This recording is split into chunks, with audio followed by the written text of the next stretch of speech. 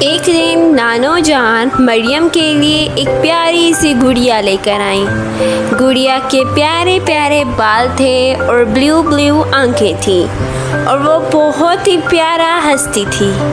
مریم بہت زیادہ خوش ہوئی۔ اس نے گڑیا کا نام گڈی رکھا۔ مریم گڈی کو ہر جگہ اپنے ساتھ لے کر جاتی، ناشتہ کرتے وقت، کھیلتے وقت اور سونے سے پہلے۔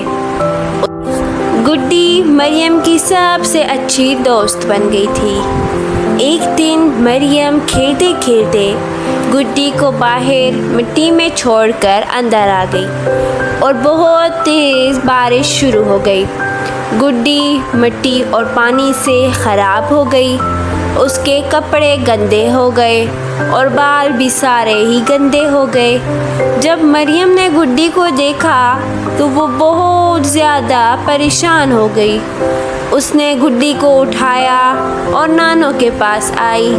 نانو نے نرمی سے کہا، بیٹا، ہمیں ان چیزوں کا خیال رکھنا چاہیے جو ہمیں دوسرے بہت پیار سے دیتے ہیں۔